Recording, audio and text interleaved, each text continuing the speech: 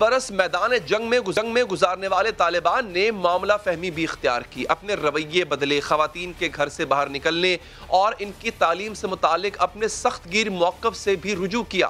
روس، چین، ایران سمیت کئی ممالک سے تعلقات بھی قائم کیے، اور سب سے اہم حکمت عملی یہ رہی کہ طالبان کی قیادت منظر عام پر ہی نہ آئی، یہ تک معلوم نہیں ہو سکا کہ طالبان کی قیادت ہے کہاں۔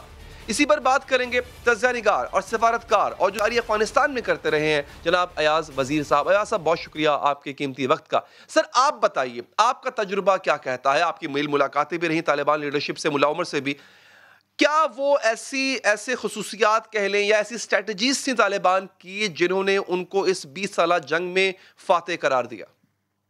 دو تین باتیں ہیں، 2-3 منٹ لوں گا، آپ ناراض نہ ہو۔ جی سر۔ اس کی ایک مین وجہ تو یہ ہے کہ جب امریکہ نے انویڈ کیا افغانستان پہ حملہ کیا تو انہوں نے طالبان کے جو مخالف گروپ تھے شمالی اتحاد، ان کو ساتھ ملا کے قبضہ کروا کے افغانستان پہ بٹھا دیا اور اس کا چہرہ حامد کارزائی کو بنا دیا جو کہ ناردرن الائنس میں نہیں تھے۔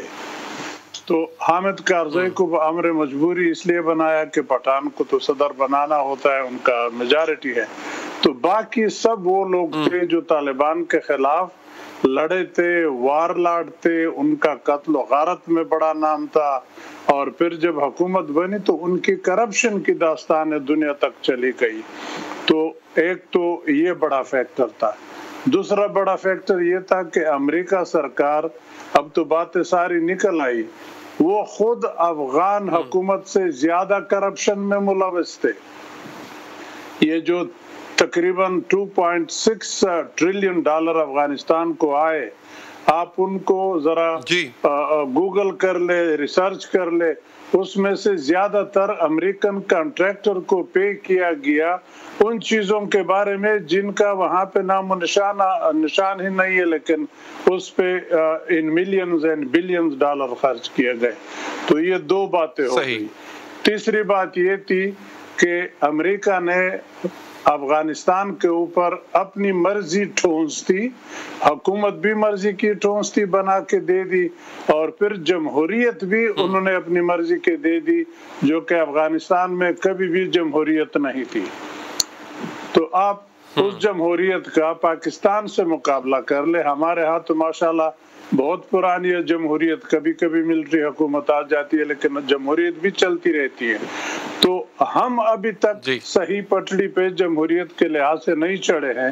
تو افغانستان بیچارے جن کی بادشاہت رہی ہے، جو قبائلی معاشرہ ہے، ویسے قبائلی معاشرہ آپس میں زیادہ جمہوریت سے بھی زیادہ جمہوریت پسند ہے، لیکن حکومت جب بنی اور وہ وار لارڈ، وہ کرپٹ لوگ، تو یہ نہلے پہ دہلا ہو گیا۔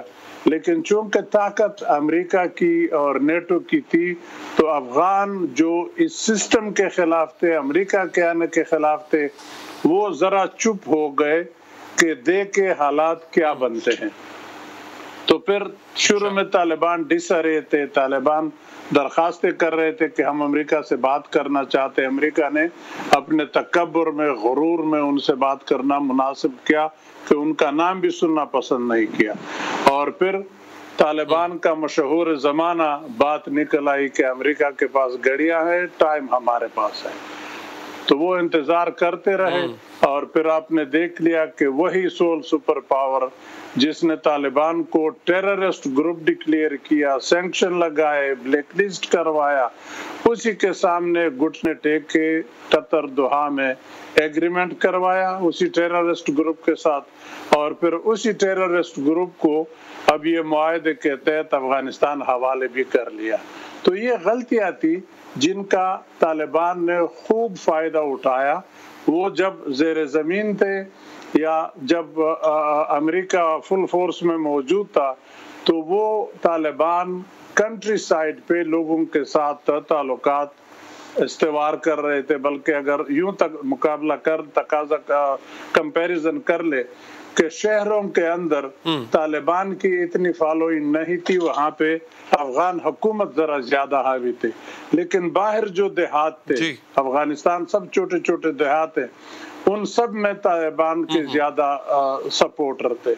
तो एज ए रिएक्शन अब ये हुआ, लंबी बात हो जाएगी कहानी, पर मुख्तसरन ये बातें थी। और फिर जिस तरह अशरफ गनी साहब ने हैंडल किया, हालांकि उससे पहले हामिद कारज़ई साहब थे, वो भी अमेरिका के थ्रू आए थे, लेकिन हामिद कारज़ई और अशरफ गनी में ये बड़ा फर्क था कि हामिद कारज़ई साहब कंदहार के बहुत मुअज़्ज़ज़ घराने से, सियासी घराने से ताल्लुक रखते हैं। उनके वालिद साहब भी मेंबर थे पार्लियामेंट के, खुद भी कबायली रहनुमा, सियासी रहनुमा, लोगों में उनकी जड़ें थी।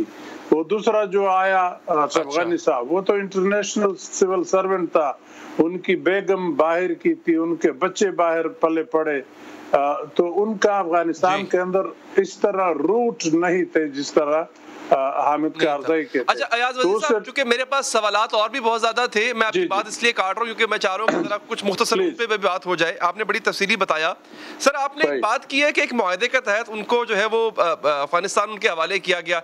अच्छा सर, ये मैं टॉपिक हमारा ये नहीं है, मैं सिर्फ एक मिसाल दे रहा हूँ। दाइश ने भी यही कह के तालिबान के खिलाफ जंग का आगाज किया है कि जनाब ये जंग इन्होंने जीती नहीं है, इन्होंने मुआहदा किया अफगानिस्तान से।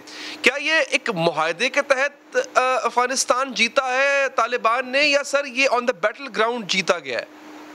ना, मैं तो मुआहदे की इस हद तक बात करूंगा, उससे ज्यादा मुझे नहीं पता कि पूरे मुल्क को काबू करने में अमेरिका का हाथ था या नहीं था, लेकिन ये अंडरस्टैंडिंग थी जो मैंने सुना है अमेरिका के साथ कि अगर हम आए भी अफगानिस्तान में, काबुल में, तो काबुल को हम ताकत के जरिए फतह नहीं करेंगे, वहां पर इंतजार करेंगे, डिस्टर्बेंस काबुल में कत्ल गारत नहीं करेंगे, वहां पे ऑल इंक्लूसिव हुकूमत की तरफ बढ़ेंगे, बातचीत के जरिए अंदर जाएंगे। तो जब वो काबुल के गेट पे पहुंचे तो वो रुक गए, अंदर नहीं गए।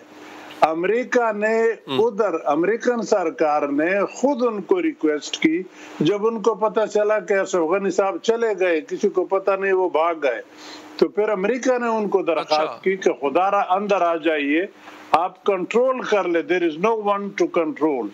तो तब तालिबान काबुल के अंदर गए हैं, वरना वो अंदर नहीं जा रहे। अच्छा, ये बड़ी अहम बात आपने अयाज वज़ीर साहब बताई है। सर मैं बिल्कुल आखिर में जाते जाते, क्योंकि लोगों के जहनों में आज भी एक इमेज है कि जब 2001 में ऑक्यूपाइंग फोर्सेस आए, नेटो फोर्सेस आई, उसके खिलाफ जहाद का ऐलान किया गया, मुल्ला उमर ने जहाद का ऐलान किया। आपकी सर एक मुलाकात हुई है, वो उसका जिक्र पहले भी होता रहता है, लेकिन मैं नाज़रीन को भी चाहूंगा कि नाज़रीन को पता हो कि आपकी मुलाकात हुई थी मुल्ला उमर साहब से। तो सर क्या वो उस मुलाकात का जरा अहवाल बताइएगा।